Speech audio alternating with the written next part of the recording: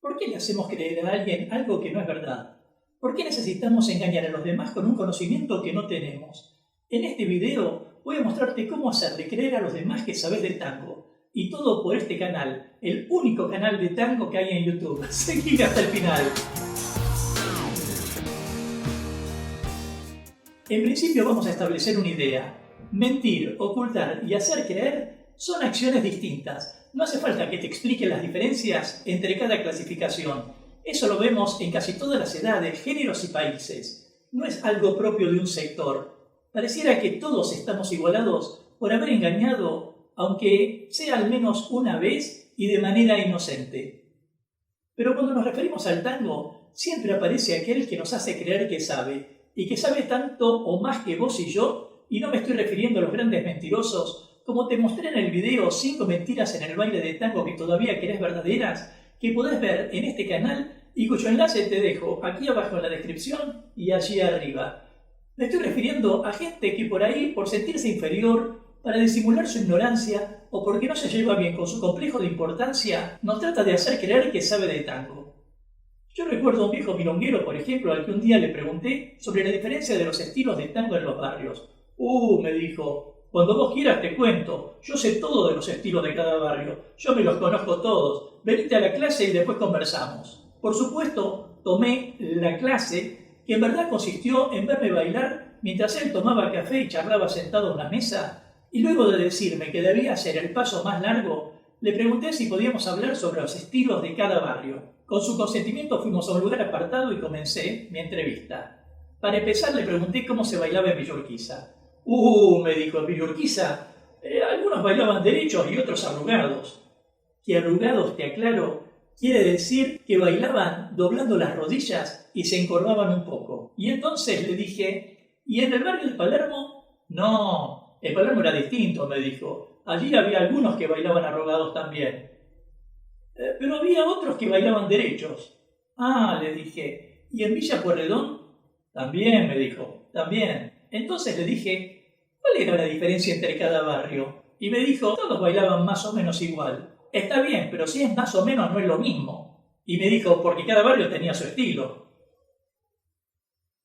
Esto te lo cuento a modo de ilustración para que empecemos a ver cómo hacerle creer a los demás que sabes de tango. A propósito, si conociste a alguien que te hizo creer que sabía de tango, déjamelo en los comentarios y de paso forma parte de la comunidad Tango Milonga suscribiéndote ya a este canal y activando la campanita de notificaciones para enterarte rápidamente de cuándo aparecerá el próximo video de técnica, cultura o actualidad de tango argentino. Mi nombre es Gustavo Bensecri-Sabá y ahora sí, continuemos.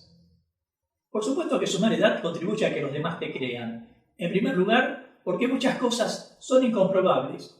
Por ejemplo, si yo te dijera que bailo tango desde hace 55 años, que tomé clases con todos los grandes maestros y vi bailar a los mejores, te lo hice creer sobre la base de mis canas, porque parece que la vejez o la avanzada madurez nos dieron una carta de crédito para venderle cualquier cosa a quien nos escucha. Si tuviera 15 años no podría alegar lo mismo.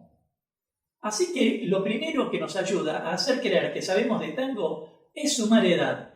No estoy diciendo con esto que todos los viejos milongueros o bailarines sean iguales. Simplemente quiero establecer aquí que para hacer creer que sabés de manera convincente se deben reunir algunos requisitos, como en el caso de hacerse ver con experiencia. Pero ese es solo el primer requisito que debe cumplirse, porque el segundo requisito es la actitud. Una actitud segura, ya que si titubeamos al querer engañar a nuestros interlocutores, ninguno nos va a creer. Pero la actitud debe estar acompañada de una sonrisa y una relajación para que no se nos vea tensos por nuestro desconocimiento. Inclusive si le agregáramos algún chiste tanto más creíble. Yo empecé como Gardel, cantando, no, peinándome la gomina. En varias de las conferencias que di sobre la historia de la danza de tango, me encontré a más de un oyente queriéndome hacer creer, por ejemplo, que Carmencita Calderón había bailado con el Cachafaz en la película Tango de 1933 sin haber investigado, y luego de afirmarle que no era así, como te conté en el video La verdad sobre el canyengue que podés ver en este mismo canal, uno de ellos se rió diciéndome que hablaba de otra Carmencita. Ahora, si bien es importante, no basta solo con la actitud segura, hay que erigirse en autoridad y eso se consigue denostando al que sabe o exponiéndose ante el público para imponer el propio criterio. Y más aún, se consigue sobre todo criticando por el simple hecho de hacer mal o por pura envidia. No hay nada mejor que mostrar solvencia. Por ejemplo, alegando al ver una exhibición que tal o cual pareja de baile no tiene idea de lo que es el tango, que así no se baila el tango. Tras lo cual, si te dijeran, pero ellos son los campeones mundiales, en el mejor de los casos respondes, ¿esos a quién le ganaron? Y en el peor de los casos, le buscas algún defecto. Si caminan bien, decís que el tango se compone de figuras y no hacen nada. Y si hicieran figuras, afirmás que el tango es caminar con elegancia y solo se la pasan haciendo figuras. Pero esto se podría poner más lindo aún cuando te animás a explicar, como alguna vez escuché a otro viejo milonguero, las diferencias sobre cómo bailar Pugliese y D'Arienzo. Todavía me acuerdo de uno que decía, D'Arienzo es distinto de Pugliese y Pugliese de D'Arienzo. Yo cuando bailo D'Arienzo y cuando bailo Pugliese. Porque vos tenés que reconocer que no son lo mismo. D'Arienzo no es como Pugliese ni Pugliese como D'Arienzo. A mí D'Arienzo me encanta y me encanta Pugliese. Pero cuando vos bailás, los tenés que distinguir. ¿Sabés por qué? Porque no son iguales. Porque una es una orquesta y la otra es otra orquesta. Y si los dos fueran lo mismo, tendríamos dos D'Arienzos o dos Puglieses. ¿Me entendés?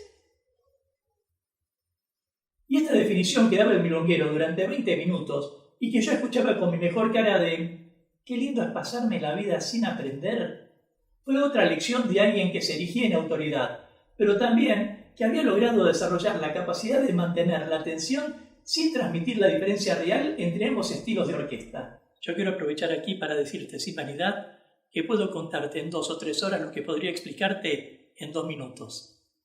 Esta clase de hombres son los que en nuestro lunfardo, la jerga que utilizamos para comunicarnos entre los porteños, llamamos chamullero, un término derivado del gitano español chamullo, que significa conversar, pero que en la ciudad de Buenos Aires, utilizamos para definir que habla mucho sin decir, solo con el propósito de querer impresionar o conversar a los que tiene alrededor. Es muy común que escuches decir en la milonga, este tipo es un chamullero. Esto también lo vemos en algunos supuestos maestros de tango, por decirlo de algún modo sin ofender a los verdaderos maestros, que no temen publicar un aviso o poner un cartel afirmando «método de tango, aprendí a bailar en 3 clases», porque está claro que quien asiste no tiene idea que, para bailar, es necesario pasar muchas horas de práctica, comprender las figuras, cómo conducir y cómo dejarse conducir, cómo construir un abrazo y tantas otras cosas. Yo entiendo el hambre. En alguna época compartía el mismo plato que comía mi perra, pero estos comerciantes inescrupulosos deberían revisar estos engaños y no abusarse de la gente que busca un camino para ser feliz. Y estos son los peores chamulleros, porque no solo engañan con la palabra, sino que se aprovechan del tiempo, del dinero y del cuerpo del otro. Todavía recuerdo una pareja que conocí en una gira por Estados Unidos que en una clase privada me mostraba lo que su maestro les había enseñado durante 6 meses y que no tenían nada que envidiarle a Rodolfo Valentino. Ahora bien, si te pasó encontrarte con alguien que te hizo creer que sabía de tango, recordá dejármelo en los comentarios y de paso formá parte de la comunidad Tango Milonga suscribiéndote ya a este canal y activando la campanita de notificaciones para enterarte rápidamente de cuándo aparecerá el próximo video de técnica, cultura o actualidad de tango argentino. Ahora, si no hay elementos reales que se mezclen en tu discurso, difícilmente hagas creer a los demás que sabes de tango. El profesor mentiroso al menos debió saber que la pareja debía caminar o abrazarse. El otro sabía que D'Arienzo y Pugliese son orquestas antagónicas. Y el primero sabía que en los barrios porteños se bailaba distinto. Esto quiere decir que ellos debieron saber algo, o al menos debieron saber cómo extraer la información al interlocutor. Así que la edad, la actitud y erigirse en autoridad son los grandes atributos. Pero te aseguro que mucho mayor valor que hacer creer algo falso tiene el saber y el transmitir el tango, conocer la cultura del tango, como la que te ofrece este canal, y leer libros de tango, que ya los hay, muchos y bien variados. Porque te lo aseguro, no hay como dormir plácidamente cada noche sabiendo que pudiste servir a los demás. Nos vemos en breve, mientras paso a paso pasa la cultura.